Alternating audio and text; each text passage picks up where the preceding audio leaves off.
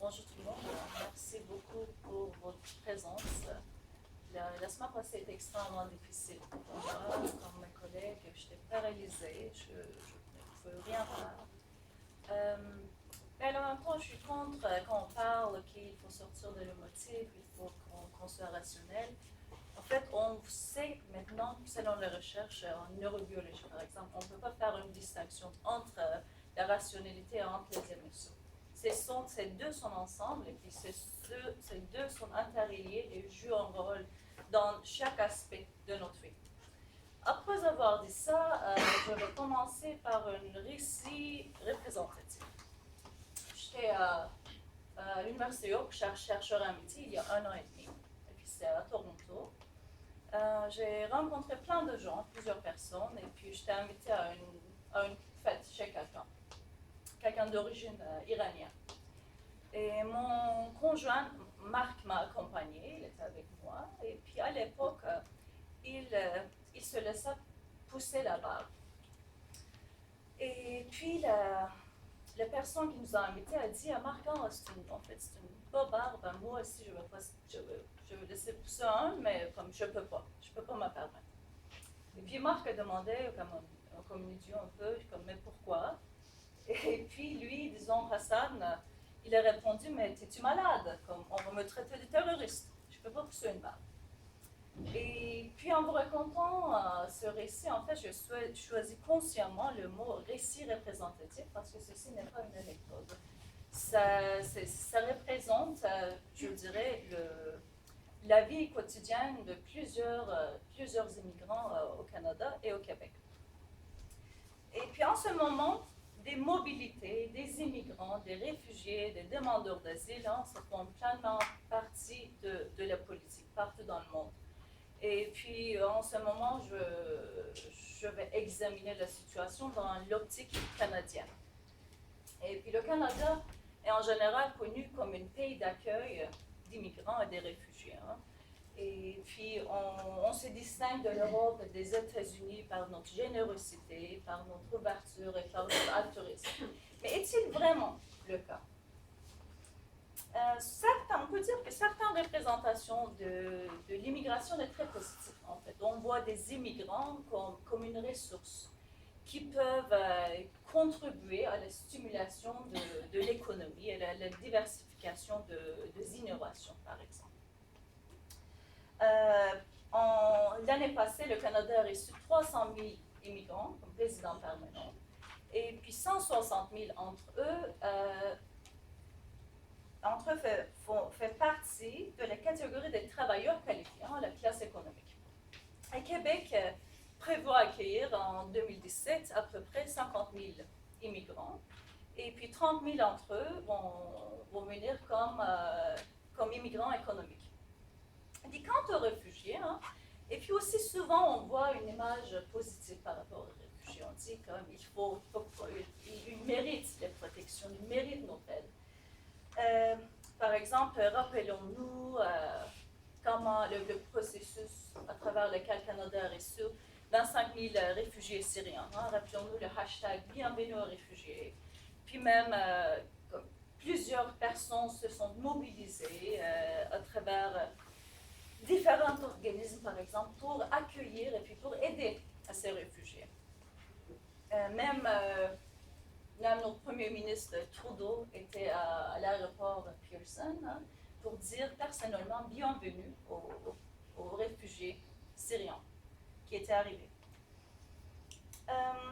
Et puis, en fait, un tiers de ces réfugiés syriens se sont installés à Québec.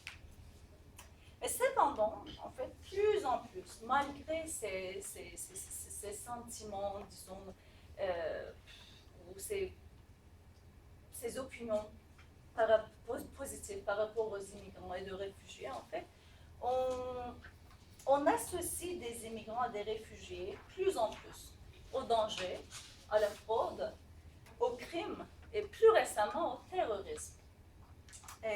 Et puis une notion qui nous serait utile pour comprendre cette mise en relation est la crémigration. La crémigration est un concept tout récent, forgé par des juristes américains tout récent, en 2011. Et puis selon ces concepts, on établit une relation entre immigration et la criminalité. Ça ne veut pas dire qu'en fait les chercheurs ont constaté que des immigrants étaient des criminels, mais en fait on a constaté une aggravation dans la représentation des immigrants. À l'égard, comme plutôt associé à l'idée de risque, au danger, et puis plus en plus l'idée de terrorisme. Il arrive par exemple que les Canadiens perçoivent le niveau de vie des réfugiés supérieur à leur. L'année passée, par exemple, il y avait une présence énorme dans les médias sociaux, des informations erronées. On disait qu'en fait, les réfugiés syriens recevaient beaucoup plus d'argent que nos assistés sociaux, par exemple, ou nos retraités. Et puis, c'est absolument pas le cas. Eh bien, en fait, ce sont pas des cas isolés. Par exemple, je veux surtout vous parler des résultats d'un sondage qui a été conduit à Toronto et puis par la ville de Toronto. Portant sur la perception des Canadiens relativement aux immigrants et aux réfugiés. Selon ce sondage, la moitié des Ontariens pensent qu'on reçoit trop d'immigrants. Et puis selon l'autre moitié, en fait, la quantité est juste. Et puis 3/4 des répondants pensent que des musulmans adhèrent aux valeurs fondamentalement différentes que les nôtres. Surtout à la valeur, la légalité homme et femme, dont on parle beaucoup. Et puis finalement, 1/3 d'entre eux ont dit que nous devons aider les gens qui viennent de chez nous, puis pas aux autres. Puis encore, je veux insister sur le fait que Toronto ne représente pas un cas isolé. Rappelons-nous les débats portant sur la charte de valeurs, par exemple, ici au Québec.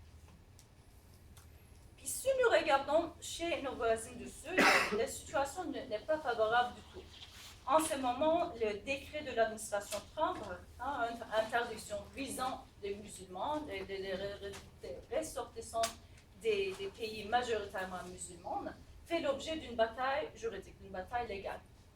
Le décret est temporairement suspendu par une cour d'appel.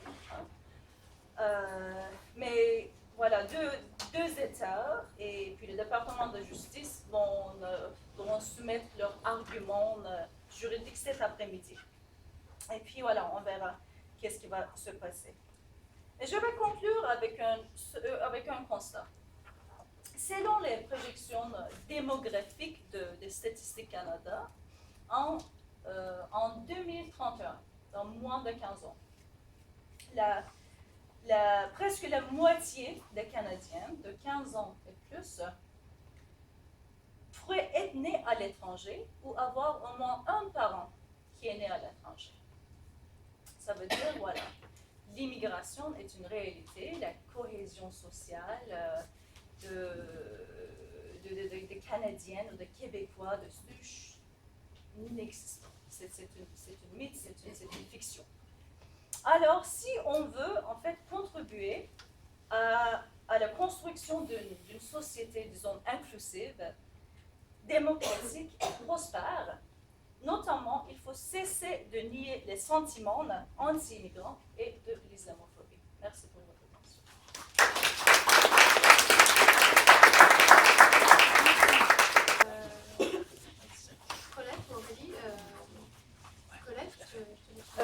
Oui, j'étais relativement calme quand je suis arrivée ici au pavillon. J'ai vu l'agent de sécurité, ça m'a rappelé un petit peu à la réalité. Puis en écoutant mes collègues, ça a fait remonter un peu en moi l'émotion que je sens aussi chez mes collègues. Je vais essayer d'être le plus rationnel possible.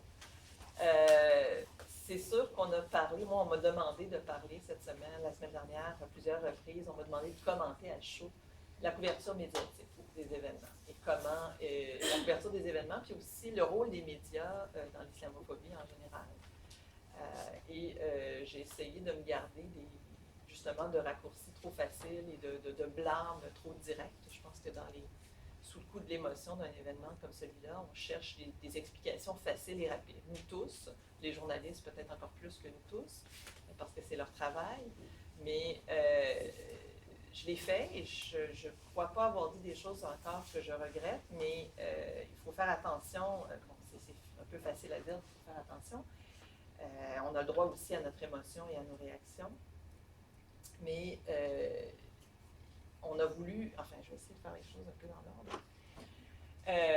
C'est vrai qu'il y a eu des dérapages dans les heures et dans les 24 heures, surtout qui ont suivi la tuerie. On a fait circuler, certains médias ont fait circuler les noms de 2 personnes, dont un étudiant qui était ici, qui est accusé, et une autre personne. En fait, on a fait circuler plusieurs versions, plusieurs noms erronés avant de diffuser le nom d'une personne qui s'avérait finalement être un témoin, un suspect. Je ne sais pas exactement comment ce nom-là a été obtenu. Il y a eu toutes sortes de rumeurs qui ont circulé sur comment ces noms-là avaient été obtenus. Je pense qu'on va faire la lumière aussi sur ce processus journalistique et je pense qu'il y a un travail un examen de conscience qui va se faire de ce côté-là aussi. Les journalistes ne sont pas toujours très réceptifs à ce genre de critique. Moi-même, j'interviens à tous les ans presque dans le congrès de la Fédération des journalistes et c'est mon travail de leur dire un petit peu des choses qui pourraient peut-être faire mieux et je me fais systématiquement rentrer dedans.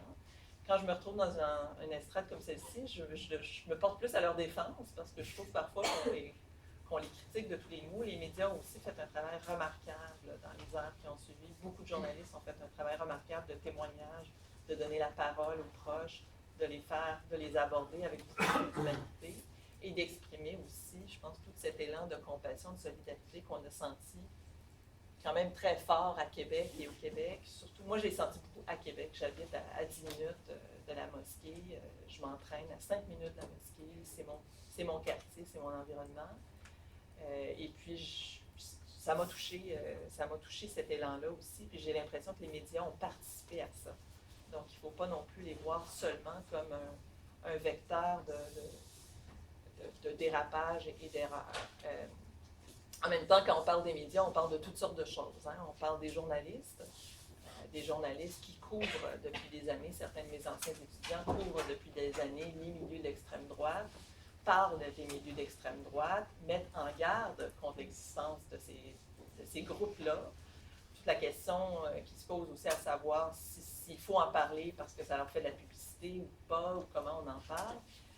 Sur les phénomènes des médias sociaux aussi, qui sont évidemment quelque chose de complètement à part. Moi, je travaille vraiment sur les pratiques journalistiques, je travaille aussi sur les usages d'information de la population, mais je considère que les médias sociaux, c'est un environnement qui ne peut pas être contrôlé comme on contrôle le travail ou comme on donne des balises au travail journalistique.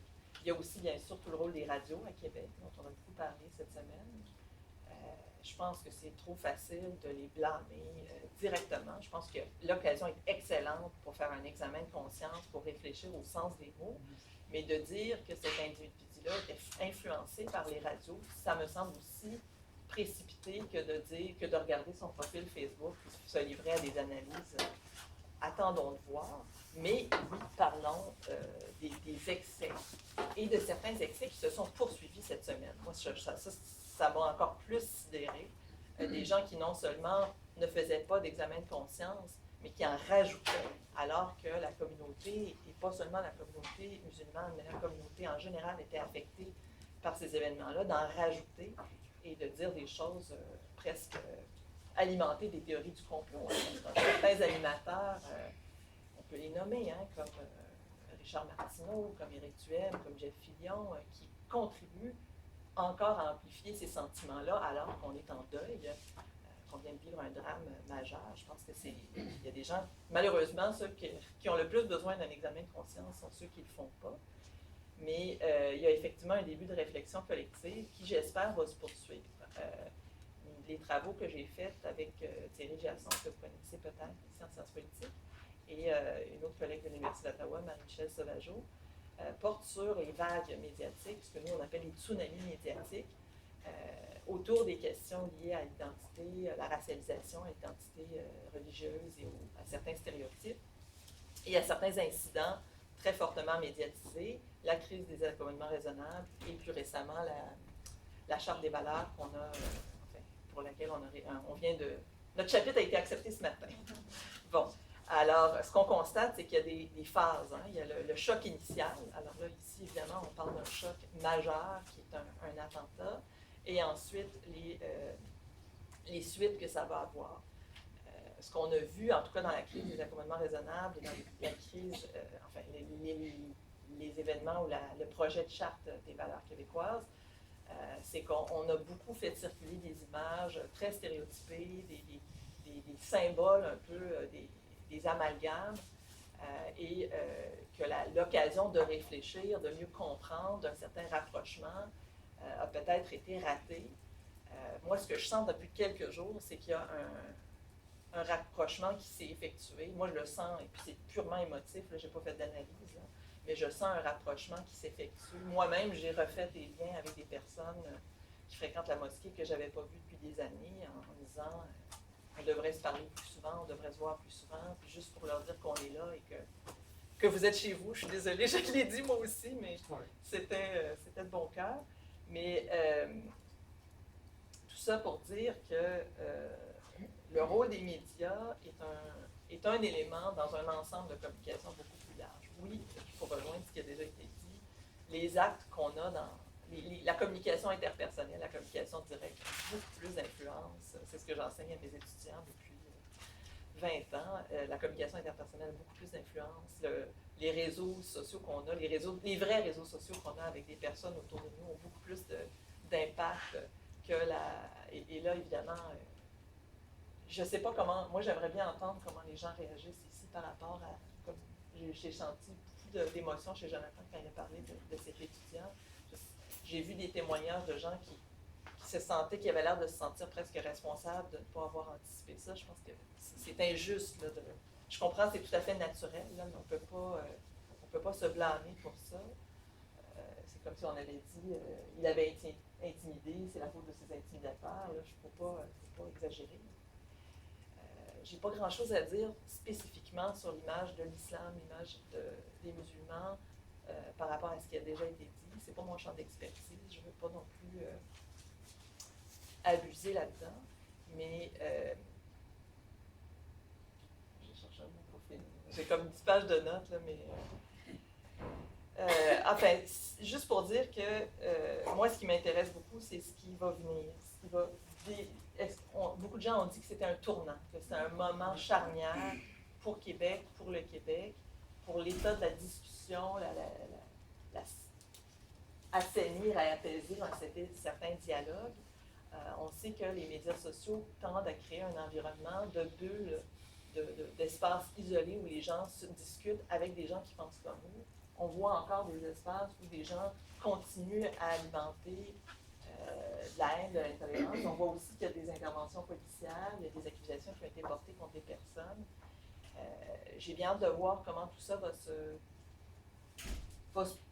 se développer et je crois aussi qu'il y a des projets de recherche. Je sais qu'il y avait eu un appel à action concertée du FRPSC sur la radicalisation. Je pense qu'on en sait encore très, très peu sur comment la communication et les médias peuvent à la fois contribuer, mais aussi prévenir ce genre d'actes. Je pense qu'on... Je vais m'arrêter. Merci, Vanessa. Le lien est fait avec les travaux d'Aurélie Campana. Je te laisse la parole.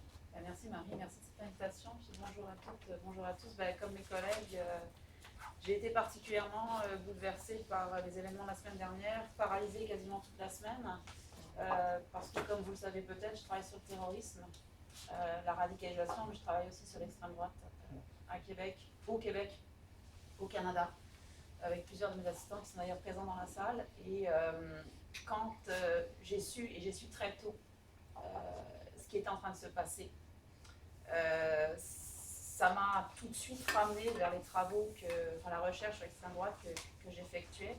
Et quand lundi matin je me suis réveillée et que commençait à apparaître dans les médias la rumeur selon laquelle les auteurs présumés de cette tuerie étaient potentiellement 2 étudiants, parce qu'à l'époque, à ce moment-là, c'était deux suspects potentiels de l'université. j'ai senti le sol se dérober littéralement sous mes pieds, parce que c'est une chose que de travailler sur le terrorisme, la radicalisation, l'extrême droite, c'en est une autre que de voir ces événements-là arriver si proches de nous. D'ailleurs, j'ai été contactée, je pense, par une soixantaine de journalistes différents la semaine dernière qui m'ont demandé de commenter l'événement, et je m'y suis refusée quasi systématiquement. Je dis quasi systématiquement parce que j'ai fini mercredi dernier par accorder une entrevue et j'ai retenté l'expérience jeudi en soirée, mais lundi, mardi, mercredi matin, j'ai dit non.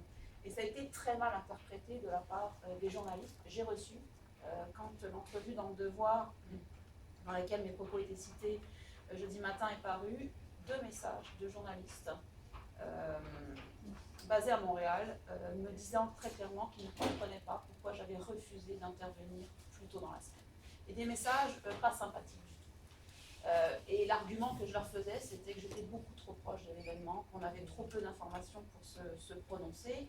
On a aujourd'hui un petit peu plus de recul, mais je ne parlerai pas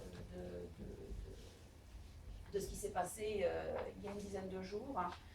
Pas plus que je ne parlerai de l'auteur présumé de cette attaque, que moi aussi j'ai eu en face de moi, sans jamais le remarquer, je n'irai pas plus loin. Les interrogations continuent à se bousculer dans mon esprit.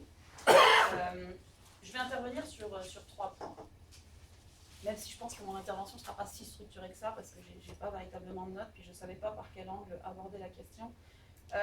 Premier point, je pense, j'espère, mais j'ai encore un doute, que cet événement tragique est venu nous rappeler que la radicalisation, le terrorisme, ne touche pas uniquement les musulmans, les islamistes, les djihadistes. J'ai un doute, pourquoi ? Parce qu'il suffit d'entendre ce qu'on a entendu la semaine dernière dans un certain nombre de médias, même des médias considérés comme sérieux, quand j'ai entendu le terme de terrorisme inversé. Les bras m'en sont tombés à terre, et on n'était pas à l'antenne d'une radio poubelle, me semble-t-il. J'ai lu aussi un certain nombre de choses, et de par mes recherches, j'ai été quand même amenée à regarder ce qui se publiait sur un certain nombre de sites, de pages Facebook, entre autres de groupes affiliés à l'extrême droite, ou identifiés comme étant d'extrême droite, et je me suis dit que finalement on n'avait pas avancé d'un iota. Et quand je lis les déclarations de Trump les plus récentes, et sa décision, une de ses décisions les plus récentes, de consacrer l'énergie du service de sécurité américain à la lutte contre le vrai terrorisme, le terrorisme islamiste, et de désengager complètement les moyens qui ont été mis à disposition des services de sécurité contre la lutte contre les autres extrémistes, je me dis que finalement on n'a pas avancé en reculant. On a reculé pourquoi ? Parce que si vous regardez les statistiques des attentats terroristes, des attaques du terrorisme aux États-Unis, ce n'est pas le terrorisme islamiste ou djihadiste qui arrive en première position, loin s'en faut. C'est un terrorisme issu d'extrême droite ou issu de groupes qui défendent l'environnement. Donc, j'avais presque cet espoir au lendemain de l'attaque que finalement on reconsidère le terrorisme dans sa pluralité, la radicalisation comme un phénomène très divers qui ne concerne pas simplement ceux que l'on appelle des musulmans ou des islamistes, mais 10 jours après, je dois dire que cet espoir, pour l'instant, il est plus ou moins déçu à la lumière de ce que je peux lire à droite ou à gauche. Deuxième point, qui concerne l'extrême droite. J'en dirais pas beaucoup, mais c'est en fait l'intervention de Jonathan qui a disparu, c'est dommage, qui m'a interpellée quand il a dit nous chercheurs, on doit revenir à des données probantes, on doit revenir à ce que le terrain nous dit. Et je comprends tout à fait sa réaction quand il a dit moi j'étais quasiment persuadée que ça pouvait arriver à Québec, mais d'un autre côté je la comprends en tant que citoyenne sur le plan émotionnel, mais maintenant quand je retourne à mes données elles me disent peut-être autre chose. Elles me disent que oui, ça pouvait arriver à Québec, mais ça aurait pu arriver n'importe où au Canada.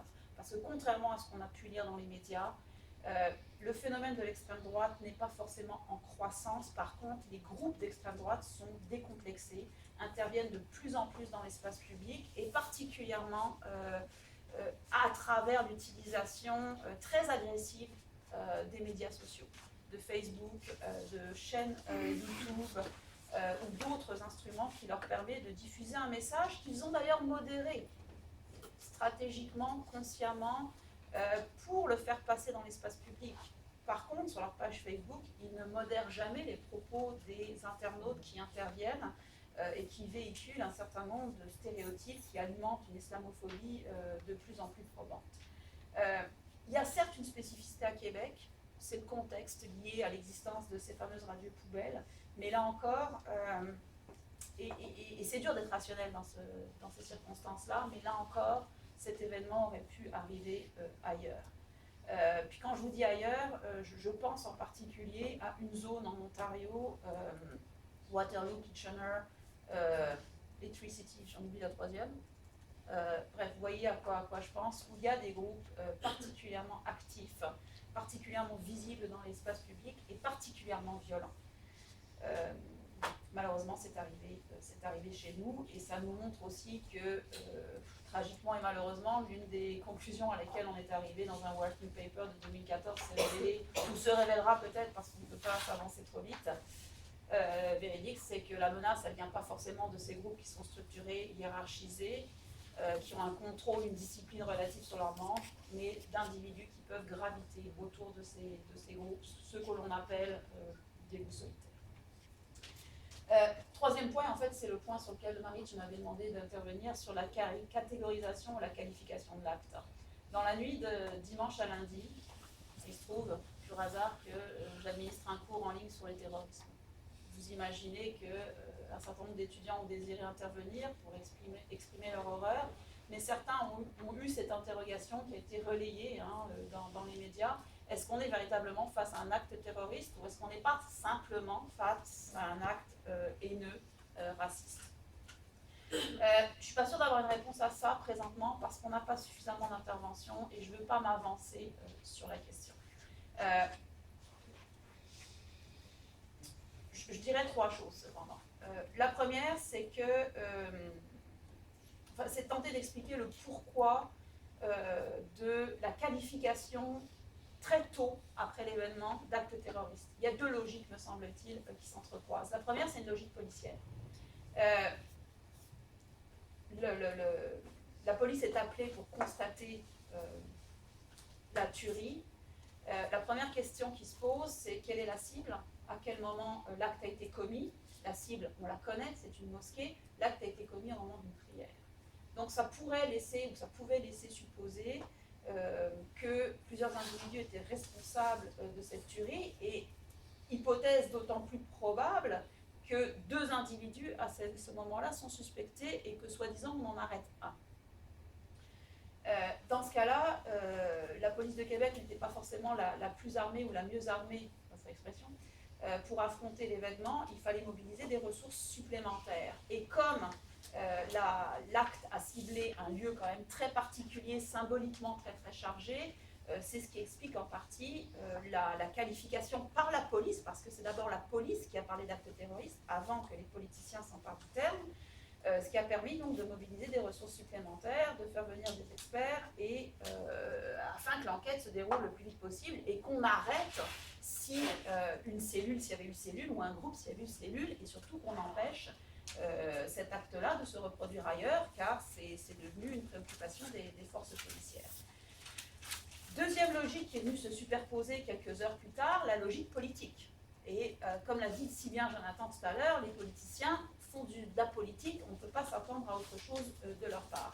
Et il se devait, me semble-t-il, de se prononcer sur la nature de l'acte très très rapidement, pour exprimer aussi leur solidarité vis-à-vis de ce qu'on appelle la communauté musulmane, pour ne pas justement laisser s'installer dans l'imaginaire collectif le doute quant à cette solidarité, mais aussi ne pas se laisser s'installer dans l'imaginaire collectif une association entre le terrorisme finalement n'est que le fait de musulmans, les musulmans ne peuvent pas être victimes du terrorisme. Alors que, digression, les premières victimes aujourd'hui du terrorisme dits djihadistes sont des musulmans, mais ça on n'en parle que trop peu.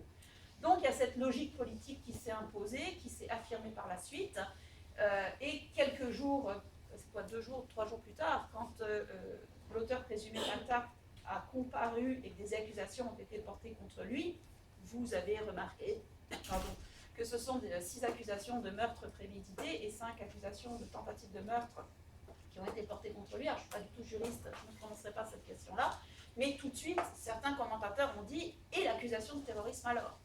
Et depuis, plusieurs juristes se sont prononcés en disant qu'elle ne serait peut-être pas nécessaire, parce qu'elle rendrait le fardeau de la preuve bien trop lourd à porter, dans un contexte dans lequel, avec les accusations qui sont présentement portées contre le présumé auteur, il passerait de toute façon le reste de sa vie en prison.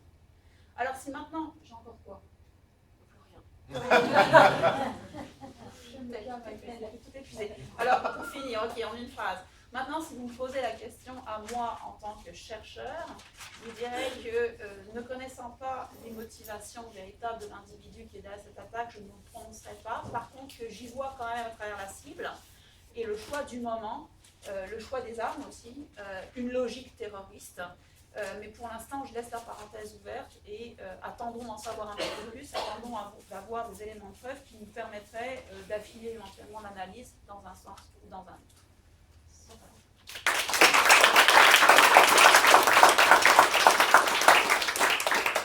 Merci beaucoup Aurélie. Je laisse la parole à Louis-Philippe, à la fois parce que le pont vers le juriste était tout préparé, mais aussi pour parler vraiment de cette question identitaire qui se pose et on finira par lui.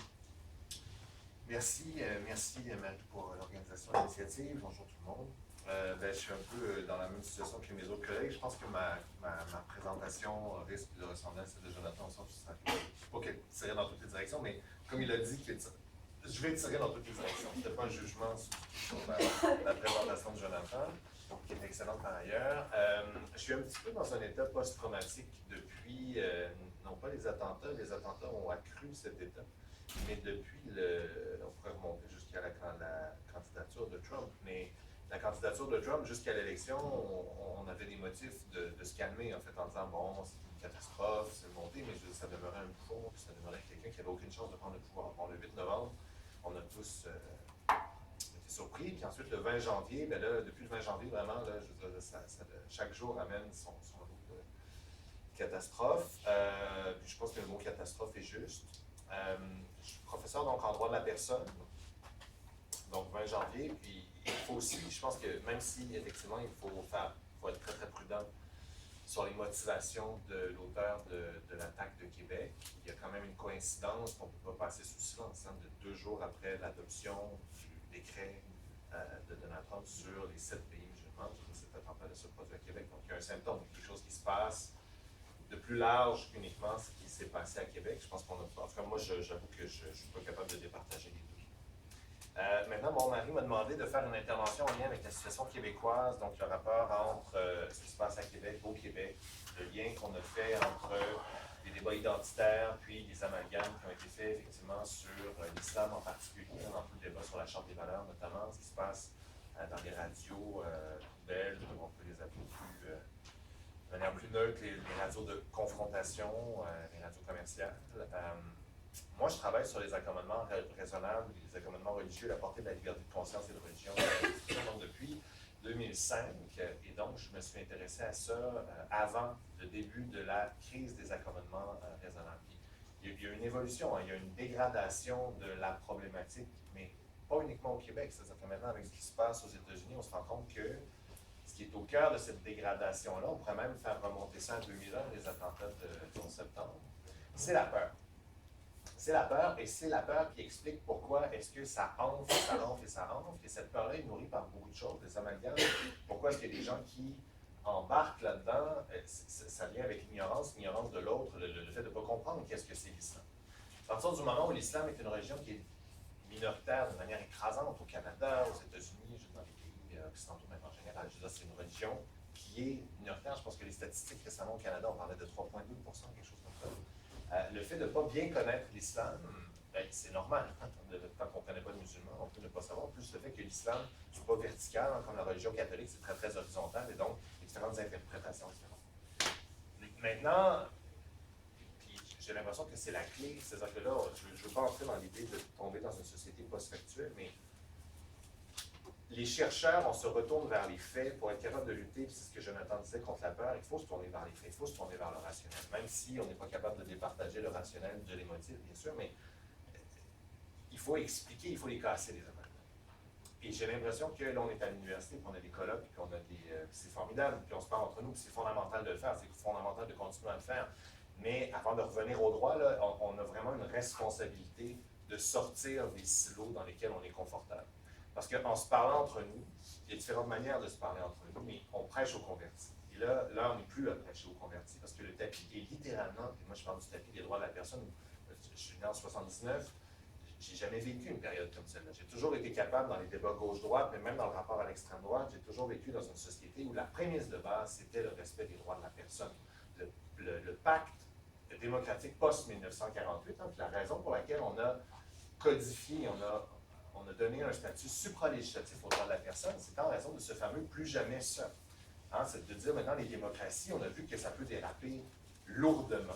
Et donc, on va s'entendre ensemble, les États occidentaux, bien sûr, ça c'est généralisé, on va s'entendre ensemble pour dire que la démocratie, oui, mais la légitimité d'un gouvernement démocratique dépend du respect des droits de la personne. Et ce tapis-là est en train, littéralement, avec ce qui se passe aux États-Unis et ailleurs dans les pays européens, et ça peut nous arriver aussi au Canada, de nous glisser sous les pieds. Et donc, il est fondamental de sortir des silos et d'arrêter de prêcher aux convertis. Et on est dans une société, en plus, parce que beaucoup de personnes s'informent exclusivement sur les réseaux sociaux, de plus en plus, de moins, avec toute cette recherche par algorithme. Non seulement on est en contact uniquement avec des nouvelles qui nous conviennent, mais en plus, on a tendance à décrédibiliser le point de vue qui ne nous convient pas. C'est très, très facile de se désabonner, de fermer le poste, de ne pas entrer en dialogue. Et à mon avis, c'est fondamental, ça n'a jamais été plus qu'aujourd'hui, d'entrer en dialogue et de réexpliquer la raison d'être des différentes institutions. Puis les droits de la personne, c'est la même chose. L'argument légal, l'argument la Cour suprême où le droit ne le permet pas, n'est plus suffisant. Il faut être capable d'expliquer pourquoi est-ce que c'est fondamental, les droits de la personne, pourquoi les institutions démocratiques sont fondamentales, pourquoi la liberté de la presse est fondamentale, pourquoi la presse, ce n'est pas le parti d'opposition, mais c'est bien cette, comme le dit Donald Trump, hein, je veux dire, et Bannon au premier chef, mais c'est bien ce mécanisme-là. Il y a des travers, il y a des dérives évidemment, mais qui nous permet, nous, comme citoyens, d'obtenir l'information sur la base de laquelle on est capable d'exercer nos droits démocratiques. Il faut revenir à la base, il faut les réexpliquer. On ne peut plus se contenter de simplement se tourner vers le droit, parce que même le président américain et le droit, ça semble être quelque chose qui a beaucoup de mal à comprendre. Maintenant, donc, on cherche quand on est... moi, ça me paraît toujours surréel. Hein, je veux dire, moi, j'habite à Québec depuis que j'ai 3 ans, je me suis rendu donc à la vigie. J'ai du mal à comprendre que ça s'est produit à cet endroit-là encore aujourd'hui. Donc, qu'est-ce que le droit peut faire? Parce que là, c'est la question. Là, on voit Régis Labaume qui passe effectivement de déclarations un peu incendiaires en lien avec l'islam à là, soudainement, il faut faire le débat sur les radios poubelles, et là, la tentation, face à un choc, c'est toujours de se tourner vers la solution qui parfois est facile, le droit, puis d'adopter une norme qui, là, pourrait, comme un coup de baguette magique, faire disparaître nos problèmes ou à tout le monde s'en assurer. Donc, quand on parle de discours comme ceux-là, de radicalisation, il y a toujours 2 éléments un élément, en fait, qui vient en ligne de compte. Dans quelle mesure est-ce qu'on est capable de mieux encadrer le discours haineux? Le discours haineux en droit canadien, il est déjà interdit. D'accord? On a eu le débat il a été fait notamment quand le gouvernement libéral a voulu adopter une modification à la Charte québécoise qui aurait permis à la Commission des droits de la personne et des droits de la jeunesse d'enquêter sur des plaintes de propagande haineuse, justement, avec un fardeau de preuve qui serait moins élevé que pour le Code criminel. Mais dans le Code criminel, actuellement, il existe des dispositions qui interdisent le discours haineux. Et ces dispositions-là en droit, donc quand on parle de discours haineux, on parle de discours qui visent des groupes en particulier, donc les musulmans, les femmes, les noirs. Et donc, si la police juge qu'on tient des propos, que ce soit sur les réseaux sociaux, sur les ondes d'une radio publique, dans les médias, qui s'apparentent au discours haineux, c'est pour ça qu'il y en a certains qui ont été arrêtés dans les temps plus courts, on peut être arrêté et à terme, on peut être condamné. Maintenant, les limites qui permettent de circonscrire le discours haineux, elles sont extrêmement sévères. Il y a très, très, très peu de propos qui permettent d'obtenir une condamnation pour discours haineux. Et la raison, elle est bien simple, c'est que de l'autre côté, le risque, c'est qu'on tombe dans la censure, en fait. Et que la liberté d'expression, elle vise à protéger le discours qui choque, le discours qui est répugnant. Et la Cour suprême, elle a fait un choix en faveur de la liberté d'expression, à mon avis, à bon droit, en disant que les propos qui portent atteinte à la dignité des membres d'un groupe, c'est pas suffisant pour qu'on parle de propagande. Il faut vraiment qu'on soit face à un propos qui s'assimile presque à un appel à la violence à la violence physique, non contre les membres de ce groupe-là. Alors, des propos dégradants, Richard Martineau, par exemple, qui fait ses amalgames, qui anime en portant une burqa, et que ça devient grossier, etc., son propos, c'est pas suffisant pour que ce soit de la propagande haineuse. Et à mon avis, il ne faut pas tomber dans le piège qui nous est tendue actuellement face à une situation émotive comme celle-là, de resserrer la définition de la propagande haineuse. Parce qu'on va créer, à mon avis, un mal qui est beaucoup plus important que le bien qu'on pourrait produire, en fait. Parce que ce discours-là, il faut s'attaquer à la base de ce discours-là, de toute façon, qui est l'ignorance, et c'est pour ça qu'il faut sortir des réseaux, qu'il faut expliquer que l'islam n'égale pas le terrorisme, qu'une personne arabe n'est pas une terroriste non plus. Il faut s'atteler à détricoter tout ça, ce que le rapport Bouchard-Taylor avait tenté de faire par ailleurs, et qui n'a pas été suivi de mesures concrètes dans les gouvernements qui ont suivi le rapport Bouchard-Taylor. Et donc, tout à fait, je conclue là-dessus. La porte ouverte, par exemple, là, c'est intéressant, je suis replongé il y a un journaliste qui m'a appelé pour savoir quelles étaient les sanctions possibles si on diffusait une fausse nouvelle sciemment, avec tout Breitbart, et donc on a maintenant Bannon qui est au Conseil de sécurité aux États-Unis. Il y avait une disposition qui interdisait, qui permettait de poursuivre au criminel une personne qui publiait une publicité fausse et trompeuse en le sachant. Elle a été invalidée, cette disposition-là, dans l'arrêt Zundel en 1992, dans un contexte qui était très différent de la situation à laquelle on est confronté actuellement. Et c'est un arrêt qui était très, très serré, 4 contre 3, et la majorité qui avait invalidé cette disposition-là avait reconnu que si on avait réécrit cette disposition-là, on aurait pu en conserver la validité en vertu de la Charte canadienne. Écoutez, une finale en guise de point d'interrogation. Je me demande si, confronté à la réalité actuelle, est-ce que ça pourrait pas être, je sais que la ministre Joly s'était montrée préoccupée par la situation des fausses nouvelles, les Breitbart. Dans quelle mesure est-ce que le droit ne pourrait pas servir pour des nouvelles collectives qui sont publiées d'une manière sciemment fausse et trompeuse? Est-ce qu'il y a moyen de réorganiser les dispositions criminelles? J'avoue que j'en sais rien, mais je sais que Zundel, à tout le moins, il y a une porte ouverte qui est laissée par la Cour suprême. Alors, voilà, je laisse ça, on en discute dans la session. Merci.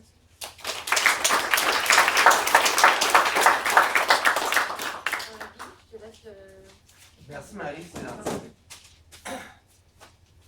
Alors, bonjour tout le monde. Je ne prendrai pas plus que 5 minutes. Je pense que vous voulez avoir en interface, on peut avoir un échange avec les gens qui sont venus nous entendre aujourd'hui. Ici, je vais commencer par dire que je suis content de me retrouver avec mes collègues dans un moment où on en a besoin. Sur un fond de modestie, on n'a pas le monopole du savoir, des connaissances. Et je pense que en 30 ans de carrière, moi, j'ai jamais senti autant le besoin d'être illuminé par mes collègues, par leur solidarité, par leur connaissance que présentement. Pour vous faire rire après avoir dit ça, peut-être un peu, allez voir le site de l'Institut d'études sur le Canada de McGill qui organise jeudi, vendredi un colloque sur l'exceptionnalisme canadien. Toi, Choulé, compte tenu de ce que tu as dit, ça va venir bien parce qu'il y a, par rapport à ce qui se passe à Toronto ou ailleurs, nos obligations de vigilance par rapport à nous-mêmes sont. Comme je suis un peu émotif, j'ai écrit quand même des choses précises. Qu'est-ce que j'ai le goût de dire? Notre responsabilité de professeur, et en passant, moi, c'est la première fois, à part avec Louis-Philippe, qui est un collègue dans le CREDAC, c'est la première fois qu'on travaille ensemble dans quelque chose. Dans le fond, nos obligations, à partir de maintenant, ici même à l'Université Laval et dans la région, si je les résume dans les mots suivants, on se bat contre quoi, on se bat contre qui? Les expressions suivantes que j'ai écrites: la laideur épouvantable de la haine, l'hypocrisie insidieuse du mépris et le poids des préjugés qui empêchent nos têtes et nos cœurs de marcher à la rencontre de l'autre. Et pour moi, dans le fond, si je parle pour moi-même, moi en tout cas, c'est le programme pour lequel j'ai le goût de me battre dans mon quartier, à l'Université Laval, dans les écoles que mes enfants fréquentent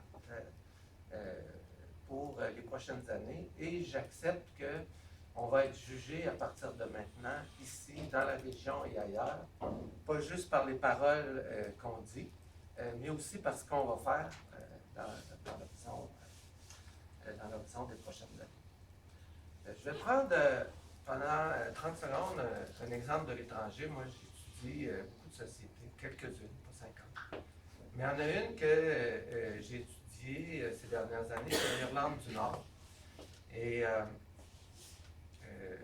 j'ai, à quelques reprises cité, je reprends cette citation-là, c'est le révérend Ian Paisley qui parle quand il est devenu First Minister de l'Irlande du Nord après Saint-Andrews en 2007. Et il dit la haine et le mépris ont cessé d'être des principes de gouvernement en Irlande du Nord. Je pense que ici, à Québec, au Canada, pour mélange de raisons que j'explique dans mes cours, la haine et le mépris n'ont jamais été systématiquement des principes de gouvernement depuis très longtemps. Et donc, ce n'est pas ce qu'on a devant nous. On a des affaires socialement plus complexes devant nous. On a certainement le poids insondable de beaucoup de préjugés. On a un mépris multiforme. Dans une société, la société canadienne, où il y a des majorités et des minorités imbriquées les unes dans les autres, les préjugés, l'hydre des préjugés et l'hydre du mépris prend plusieurs formes. Et il y a de la haine aussi. Plusieurs d'entre vous en avez parlé. Et donc, préjugés, haine, mépris, il faut agir systématiquement à l'encontre de toutes ces choses-là. Louis-Philippe l'a mentionné un peu, en particulier depuis une dizaine d'années, très certainement depuis le rapport de la commission Bouchard-Taylor. Nos dirigeants ont été invités à favoriser les conditions du vivre ensemble. Vivre ensemble avec des gens qui sont semblables à nous. Tu l'as montré dans Parole de chercheur. Moi, je viens de la basse ville de Québec, un milieu blanc, francophone et catholique, qui, en passant, a changé pas mal depuis mon enfance de 40-45 ans. Et donc, vivre ensemble, comment vivre ensemble avec des gens qui nous ressemblent, mais aussi avec des gens qui sont un peu, moyennement, beaucoup ou immensément différents de nous. Et la réponse vient des institutions, elle vient des partis politiques, elle vient de la société civile, elle vient de la culture politique, elle vient de nos rapports quotidiens les uns avec les autres. Et il est clair que nos dirigeants aident lorsqu'ils définissent un certain nombre de balises. Quelles sont nos règles du vivre ensemble? Et je vais terminer avec ça. On emploie souvent l'expression « charte des valeurs ». Je ne sais pas si vous le savez, mais présentement au Québec, nous sommes gouvernés par une charte des valeurs. Et quelqu'un qui immigre au Québec et qui se voit présenter une déclaration se fait indiquer quels sont les principes en question. Je vous les répète juste pour le faire. Parler français, une nécessité. Une société libre et démocratique. Une société riche de sa diversité. Une société reposant sur la primauté du droit. Une société où les pouvoirs politiques et religieux sont séparés, où les femmes et les hommes ont les mêmes droits, et où l'exercice des droits et libertés de la personne se fait dans le respect de ceux d'autrui et du bien-être général. J'ai bien aimé ce que Abdelwaled a dit au début, travailler à partir de la base. Nous, on a des obligations à partir de la base, dans nos quartiers, à l'université. Et ceux qui nous dirigent ont des obligations aussi de faire en sorte que tout le monde sache que ces principes-là existent déjà. Ils ont un ancrage dans notre culture politique, dans nos institutions, peut-être pas assez dans nos lois, et que depuis 10 ans, on a manqué beaucoup d'occasions de ne pas en parler entre nous collectivement. Et ce que je comprends, moi, au sommet des événements de la semaine dernière, c'est que ne jouons pas à l'autruche, le temps d'en parler collectivement. Ce n'est pas dans 2 ans quand les esprits se seront calmés ou n'importe quoi, c'est maintenant. Cette semaine à l'Assemblée nationale, c'est leur job. Et nous, ben, c'est notre job ici, à partir de maintenant, partout où on vit, et pour très longtemps.